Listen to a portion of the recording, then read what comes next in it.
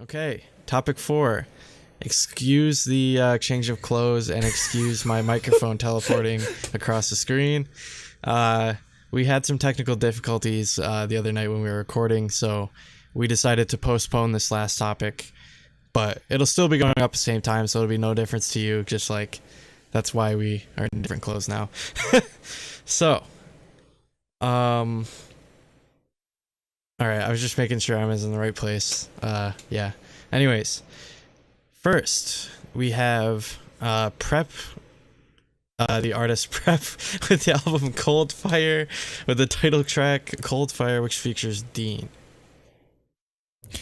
So it's not really K-pop technically, but I had to include it on here because they obviously, one, they worked with Dean, and two, it's a pretty cool song. It's like this 70s funk revival type deal. I don't know how to explain it exactly, but it's kind of like a retro style song. So also I believe the music video director was Korean, so maybe that's how they got in contact with Dean, and he's been staying a lot in London, so yeah, busy falling down the stairs in London. Nope.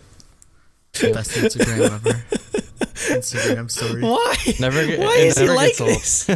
Why is he like this? All right. After that, we got Nekoya from Produce 48, the piano version. All I basically said about this was sad reacts only, just because every time it pops up, it's always like makes you want to cry. Yeah, it's and literally. All I said was sad crying face.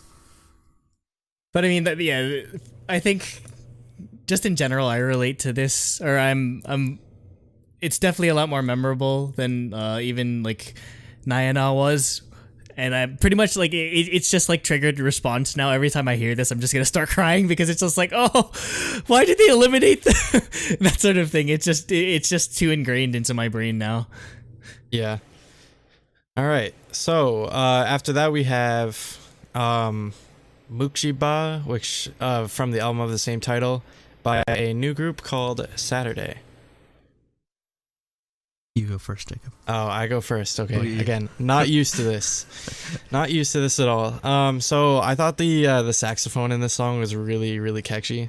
It reminded me of like an anime theme that I've listened to a lot. I forget what an anime it was from, theme. No, not like an opening. It was literally like a theme song, like instrumental. Okay. From something. So yeah. Either way, it reminded me of something I love. I don't remember what it was though, and it's from like years ago. I need to dig it out. Anyways, it was super fun. I liked it. It was great.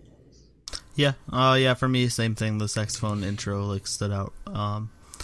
And yeah, I definitely want to keep following this group and see what other stuff they put out. My notes exactly read, quote, It's like if Pristine and Crayon Pop had a baby. Yeah. About that though. What?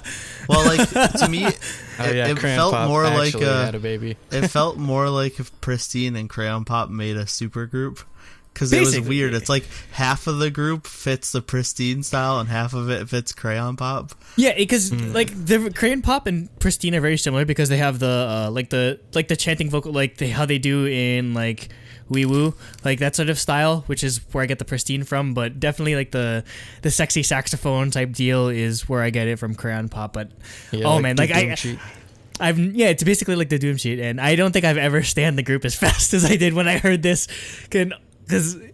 And I think they're all like super young. They're like everyone. I don't think anyone was born like before the 2000s in this group. They're all like really young, and they're already super talented. And it's so cool how there's two rappers, or there's like a rap break where one of them straight up sounds like Nayoung and the other one straight up sounds like Kang Mina. So I'm just like, oh my god, this is like this is like Baby Pristine or Baby like Gugudan or something like that. And so that's all you need to sell me on this group. So I'm super hyped for whatever else they have to release. Mm-hmm. Yeah, I actually was really impressed by this. So definitely gonna be looking out for whatever the next, like, I hope it's a mini album, not a single again. So yeah, we'll see what we get. So coming up next, we have Oh My from 17's You Make My Day album, mini album. And yeah, so I thought this was really good actually. I like this a little more than I guess the recent tracks, other than Clap. I think Clap is the best of the recent, but other than that song, I think this is better than Ugo Shipshiana and Thanks, just because it's less Chainsmokery, I guess, and that kind of sound just is old for me, just because like a couple summers ago when Chainsmokers first like came out, like all I that's all they played on every 5 seconds in the car, and I'm like, stop, I'm going to die right something now. Just like this, just over and over and over again. I mean, I get it, like, but I'm over that's it. why I don't listen. That's why I don't listen to the radio. Exactly. Mm-hmm. Yeah. For me, I thought the video game intro is pretty cool. But so just going back to their like fun 17 style, just like a fun song, and like the rhythm of the vocals in the chorus is really good. Like that stood out to me. I can't like sing it off the top of my head, but I remember that standing out. And I liked it a lot. All right. Next is SF9's Gilasa from their mini album Sensuous. Yep. So it's also known as Now or Never, so it's a cover of the Monsta X song. But this is like SF9's finally getting back to like what we originally what they're good started at. wanting to follow them for. Yeah, like what they're good at, because their last couple have been a little bit of hit or miss. Despacito too. But no, this is getting back to that like darker, more mature type guy group song, and I really liked it. Yeah, again, I think I've explained enough on this podcast how much I loved SF9 and just how much O Sole Mio and all the sort of Latin vibe that they tried to chase just really turned me off from the group. But easily a return to form for them. Like this, I think, is kind of their specialty. That drop is insane though. Again, I'm such a sucker for like deep house and all this type of like house music, and it works well with, because I'd say SF9 is of the new goos, they're pretty good at choreo, so it's kind of wasted when they're doing like stuff like O Sole Mio. I think this is way better, so I'm really happy about this. I need to go listen to the rest of the mini album, because a lot of if they're doing this sound again, then I'm all in on the SF9 train again. Yeah, like I liked all the songs I heard at KCON last year, and then I was like surprised they completely like just did a complete like right turn right off of it. So I was like, dang, because what was it called? Easy Love, is that what it's called? Yeah, that was an amazing track. Yeah, that was an awesome song. Yeah.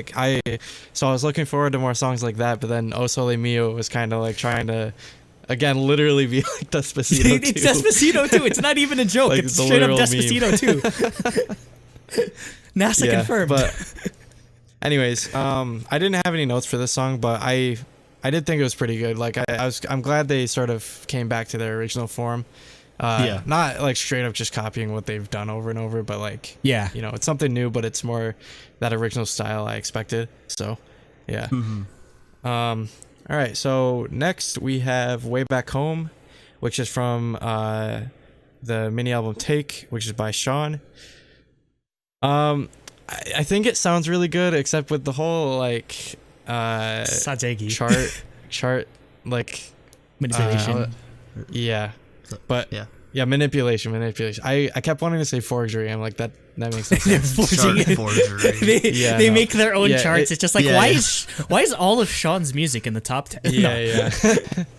Like I think the song's really good, and I think the music's definitely there, but like it's the whole like chart manipulation thing is definitely sketchy for me still. I don't know, because like I'm kind of confused as to how because it was beating, like we'll get to it later, but it was beating Soulmate by Zico and IU on real time charts. I was like, whoa, wait, how?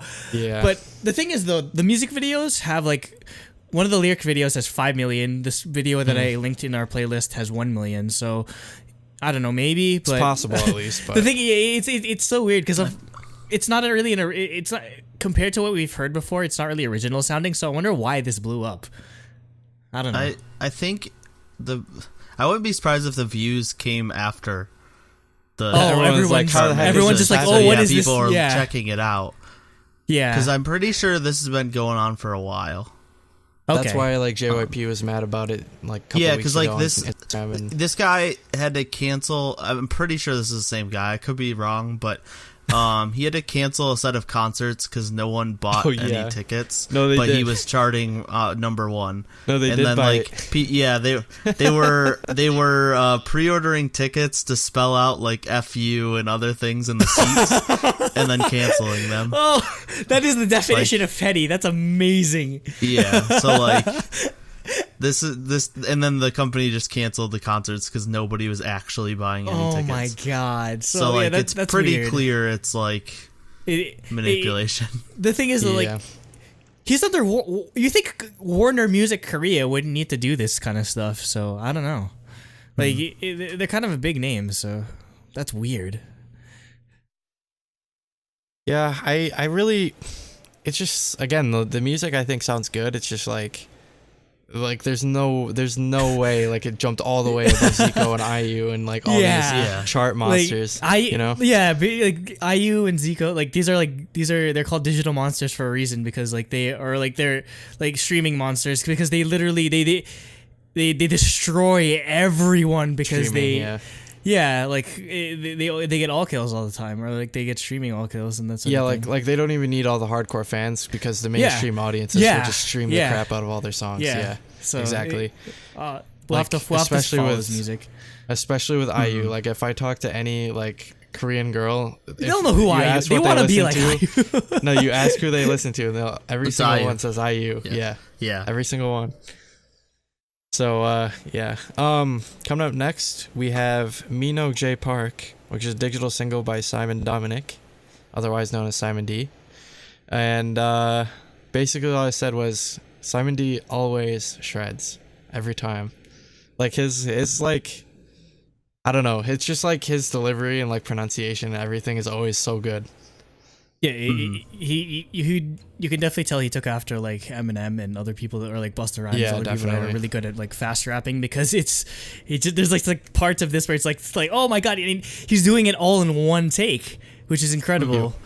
And so the story behind this song is Simon D is resigning as co-CEO of AOMG Entertainment because he felt like he couldn't handle the stress of being the CEO of a very like important, like very big company and managing other artists while trying to focus on his own work. So he's just stepping down and being just like a regular artist under AOMG. And so a lot of if you look at we don't really stress lyrics on the show too much because we feel like enjoyment isn't necessarily dependent on it. But in this, in this, it's almost it's pretty much mandatory, because like if you look at the lyrics, he's talking about like, oh, like how I can't like go over and like get signed by Jay-Z and all this sort of stuff. I can't like, he's talking about like how he can't like really handle the work, like it's sort of like messing with him and that sort of stuff, or he can't handle like people are saying like, oh, where's Simon Dominic, like, so now that it's good, like I think it's better for him to just focus on his music, because he's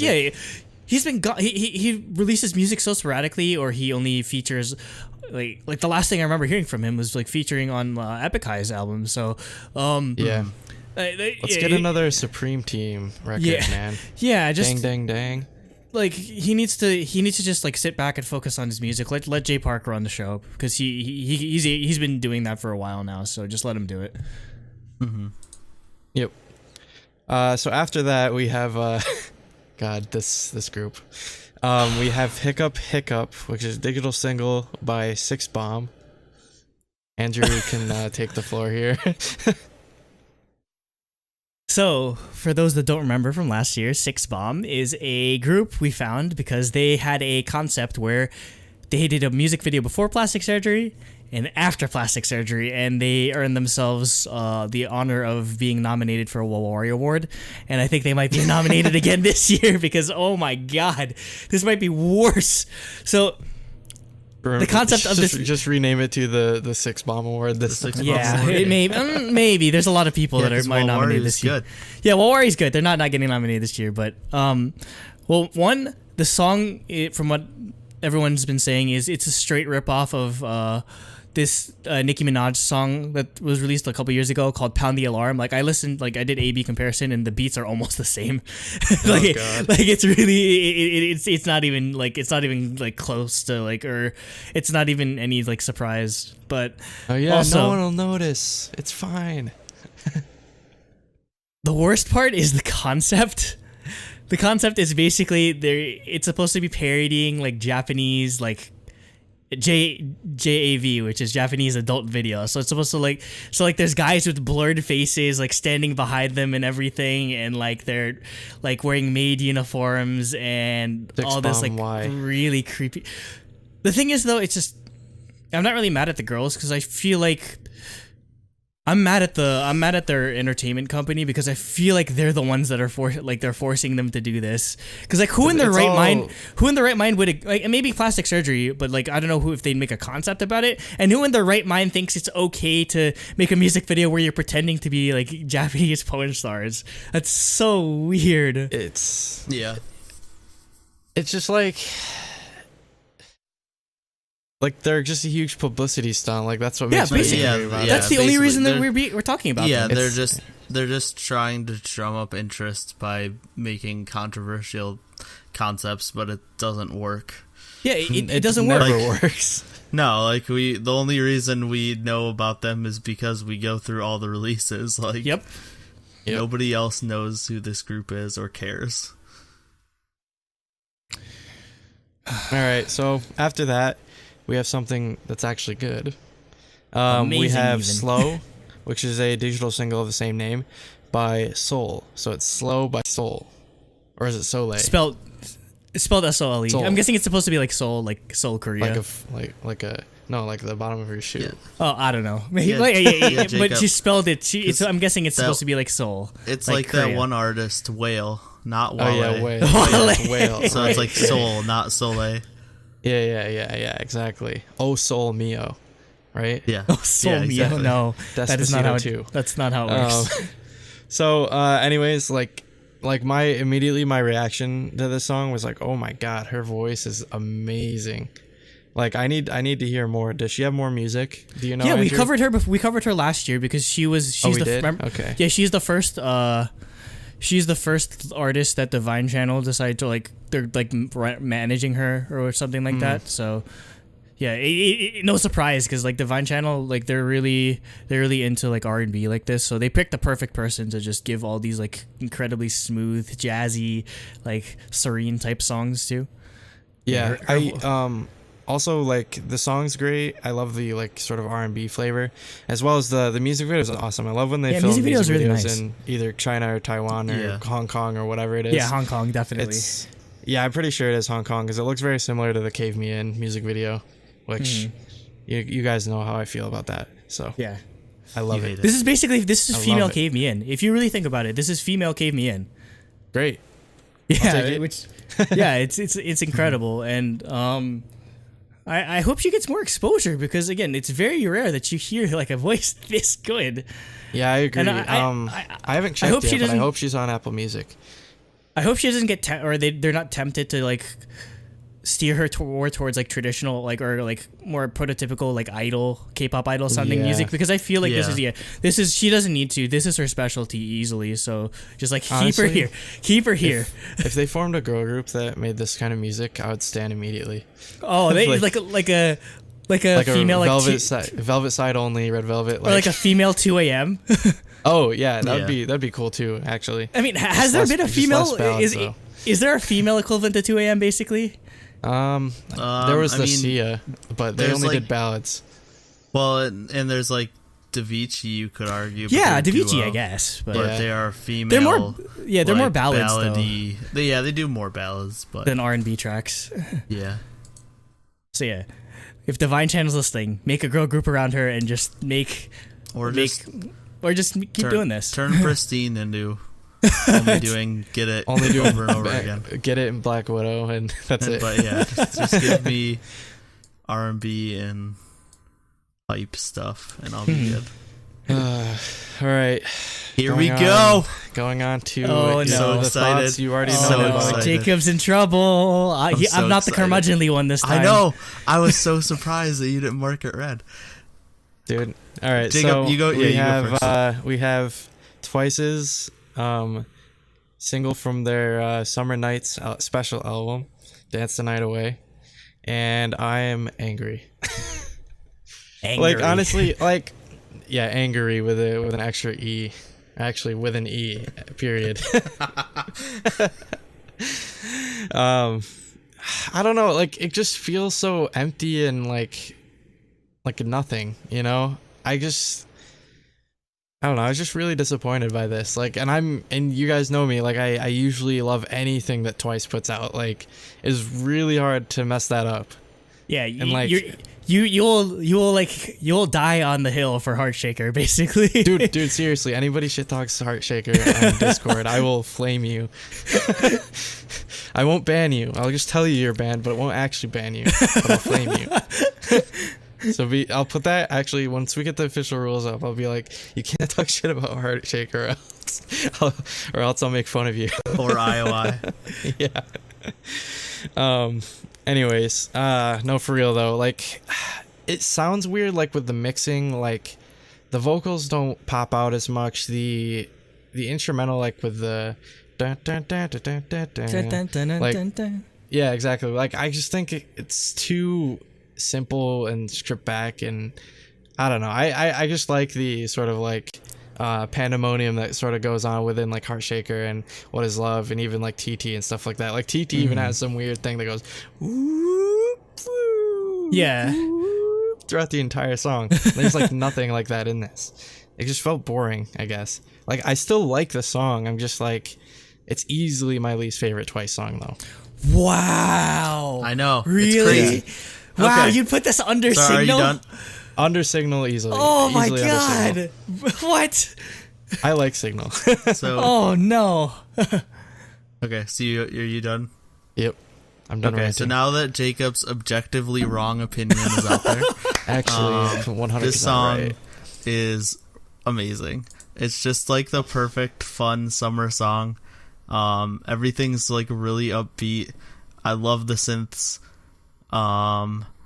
It's just, I don't know, I love it. And then and the styling and the choreo are Twice's best, period. Like, that's Okay, not even arguable. all right, Yeah, that's not one thing arguable. I will agree on, is the styling is awesome. I love their This is outfits the on live this is the stages. closest we'll ever get to like sexy Twice, just because they're wearing bathing suits for like 3/4 Well, I of the don't music know. video. I don't know. But like, it's not the even Dragon that. Ball Like, Z, just the Dragon like, Ball Z comeback in Japan.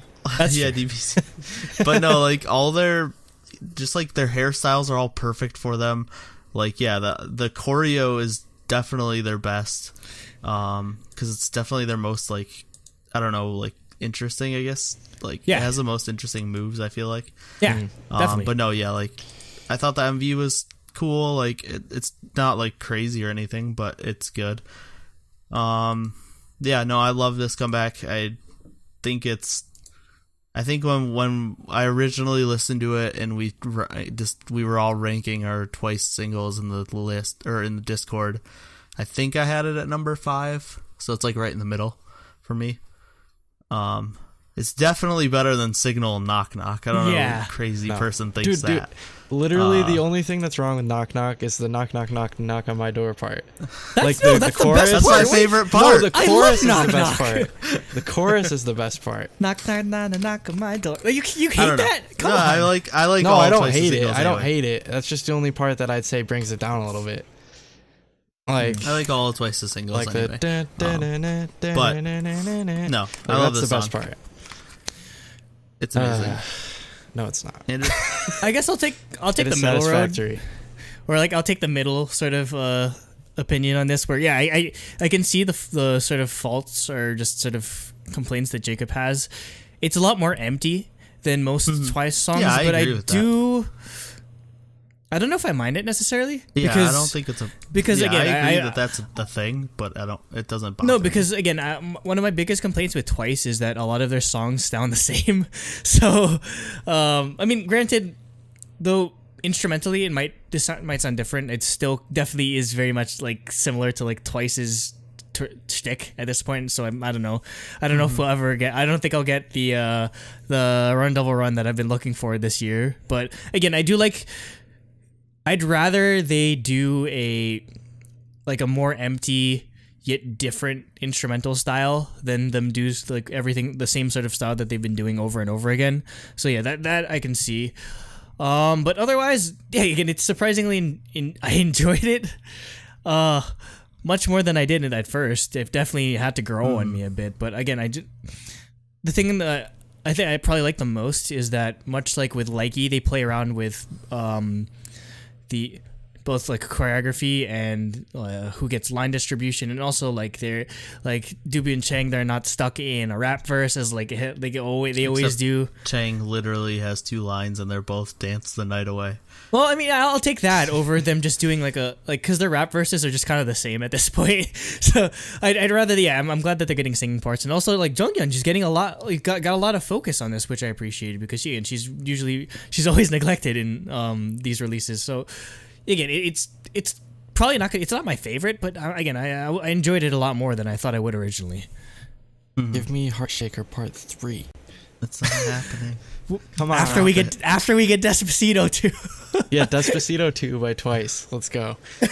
Also, a little song known as 24 Karat Magic X Despacito 2 featuring Lil Wayne by Twice. And Whale. That's what it is. And Whale. And Whale. 100%. Yep. All right. Okay. We can move on. So next we have the digital single Flow Clarismus for Christmas with the title track Flower. This is by Varsity. Yeah, so this is I haven't heard of. Well, okay, I've heard the name. I've heard before, of them. But I've heard of them. I haven't heard any of their music. But this song is really cool. There's like a lot of really cool synth stuff going on. The choreo is awesome. They're just a really interesting group that I definitely want to check out more. Yeah, I enjoyed it a lot, despite not being as familiar with Varsity. I think the thing I liked the most is, much like a big group like 17, they play around a lot with the massive amount of members they have. So yeah, I'm definitely gonna start paying attention to them more, because I'm a sucker for anything future based, obviously. So if they do more future based, that's on my radar immediately. All right, and after that we have I don't know how to pronounce this artist's name, Wani Jung or Wani Jung. I know, probably like Wani. And their digital single Crevice. So this is another one of the underground gems that I had to go look for. I was just super shocked at how incredible this is, because again, this is like the stuff I try to look for when I'm looking for underground music, just like really like indie art pop type stuff. I showed this to Cooper and he was just like, holy fuck, like immediately, because like this is his type. This is definitely his stick. So it's just really like almost like, I don't know if it's like dark or whatever, but it's like, I mean, the cinematography is kind of dark, but also like this, I love the synth is like very like the synth line that it repeats, like the da da da da da da da da da, like it kind of reminds you of like, I don't know, like a dungeon in like Final Fantasy or something like that, where it's like a really like ominous feeling to some way. And like the description she wrote is like, it's a really nice like allegory for where, I don't know, like feelings and like, I don't know, like like she feels like she has like a crevice in her heart or something like that. And also I love like the sort of, again, it helps build a really good atmosphere with both the ominous feeling of the instrumentals, the softness of her voice, and the echoey effects that they add to that. So it really just like helps develop the soundstage. So I don't know if she has any other music, honestly. I need to find more of it though, because it's incredible. Gotta delve into the dark parts of the internet and find it. the deep web, the dark web. It's all on index. All over dark music. web. Anyways, coming up next we have Young Dayu and I almost said Velvet, Wendy from Red Velvet. Velvet from Red Wendy. Yes, remember Velvet from Red Wendy? Yes. They came out with a digital single with the title track One Summer. All I wrote for my notes was Wendy Hart. And all I wrote for my notes were acoustic duet ballad. But yeah, I mean, it's Wendy. That's all you need to know. It's good. Yeah, because I mean, Wendy. Very rarely do we get Wendy like ballads ever. So it's a nice treat. I mean, kind of when she features on stuff, she usually does ballady tracks. Yeah, but I mean, how she doesn't feature on stuff too often, so it's always a nice treat. Because she has also the voice of an angel. Yep, and I love the harmonies they play with are really good here, and like I like the guitar, like the sort of like finger picking style. That's my favorite type of guitar or acoustic Yeah, music. I agree. I actually like that a lot. I speaking of Heart Shaker earlier, I found some guy who did a finger style cover of Heart Shaker. It's actually amazing. How? No, like How? it's ridiculous. It's actually amazing. I'll show you later. I trust you. So coming up next after that is Becky Eddy, and she did a cover of La La La Love Song. Which, do I know this song? No, it's a city pop song. Oh, okay. Japanese city pop song. Yeah. Anyway, either way, it was really good. Honestly, like Becky Eddy has some of the best like vocals like out there. I really, really love a lot of her songs. So yeah. Technically, this came out in in June, but Rob didn't show it to me until like after we started writing notes for like the last releases. So fuck it, I'm putting it in here anyway because it's incredible. And why isn't she releasing more music in general? Because her voice, because like again, the last thing I remember her doing was she featured on a Dean song, and that's it. And like she's doing some of this stuff. So obviously, like I'm a 15 ad come back or something. I don't even care. Yeah, come on, they're not doing anything. Like Jamie needs a song. She's a singer. Yeah. I'm a singer. Anyway, so good. So yeah, the original artist was Toshinobu Kubota, and it's apparently it was a popular city pop song back in the 80s. So, I'm just impressed with how. Obviously, the original song was in Japanese, so she has impressive pronunciation, Japanese pronunciation on this track, and also like her voice just fits it to the T. It's just so perfect for this. Yeah, I think Yed in general is just a really versatile like singer. She can fit into a lot of these different roles as well. Yeah. So I want to hear more cover. I want her to cover Plastic Love. Oh yeah, yeah, please cover Plastic Love. That's actually the next step. Yeah, I mean JYP's used to it anyway, so. Yeah. Anyways, so coming up next we have one of the people who show up like literally every month. Speaking of Junction, city pop, Melody Monthly Project, obviously. So new track Summer Man, which I really like. This is super like retro, which is really cool. Like the closest frame of reference I have in like within K-pop is like Lee Sung-chul, because I know him from like the original Sonyoshide song, and then I've listened to some of his other stuff. That this really reminds me of that era, like again like 1989, like that kind of thing. So definitely. Obviously, another city pop song. I had to add it to here, and I mean, Junction is just incredible. He's one of the most versatile like artists I've ever seen. He just does so many different, like he releases music every month, and you'd think he'd get tired of it, but he's just doing like different like genres every time, and it works well. Like there's a reason why he's one of the most popular like artists in Korea. So with this, again, I the visuals. It's basically the visuals are literally one of those like lo-fi like chill music to study. It's literally that. It's just Relax a repeating. It's just like some guy on like a motorcycle with like the lights going over. It's that type of song. So you definitely like you can definitely feel the influence of Japanese city pop, more specifically like Tatsuro Yamashita, who is kind of like the one that sort of helped popularize the genre. And just fun fact, he's actually married to Maria what's her name, like Maria Takeuchi or whatever, the one that did Plastic Love.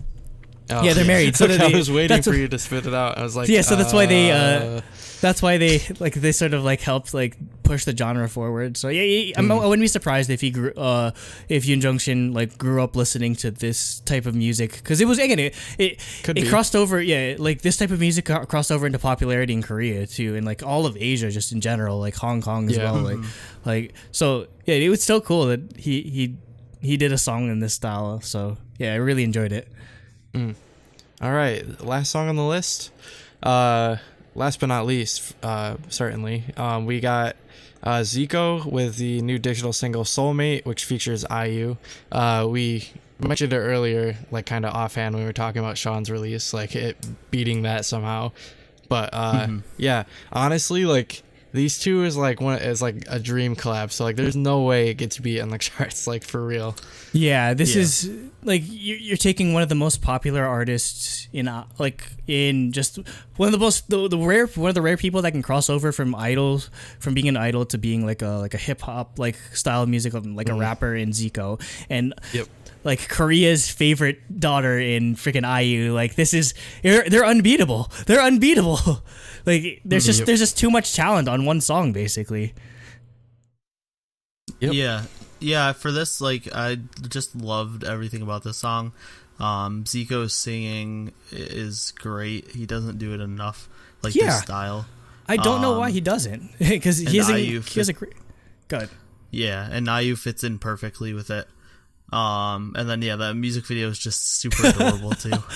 I loved it. It's so weird seeing Zico with long ass hair like this. Like he doesn't look like he'd be like hardcore like hip hop rapper that's on like Show Me the Money and everything. Like you'd think he'd be from some like really cute boy group or whatever. But it's interesting how like they're able to like fit in each other's styles so seamlessly because again, specifically this reminds me of Zico's She's a Baby. Which was again like a lot more like chill like song like this where he's using a lot more of his singing voice, and yet also again it still fits as an if you said this is an IU song featuring Zico, it wouldn't be as crazy. Again, that's just they're just a match made in heaven musically. So, I mean, I'm sure because of the style of the song, that's probably why he brought IU onto it. Either that or he built this song with the intention of having her feature on it. Either way, like definitely makes sense having her feature on the song. So. Like I said, one of the dream collab. Yeah, one of the best collaborations of the year so far, easily. I mean, we've had a lot of good collaborations, but man, this just takes the cake probably. Yeah. All right. So, I guess with that, we've covered all the releases. Again, sorry for the random like teleportation and clothes switching and whatever. We're magic. Anyways. Thanks for listening. Is there anything coming up? By the time this is out, LunaCast will be up. There should be a Produce Cast coming sometime in the following week. TM depending on when subs go up. My Luna unboxing just went up as well, so that you can go watch that. Nate, I know you have some albums that you're gonna unbox soon, or I don't know. I think. Oh, and in a couple of weeks, I see VAV. So if you're going to see that in Jersey City, New Jersey, so yeah.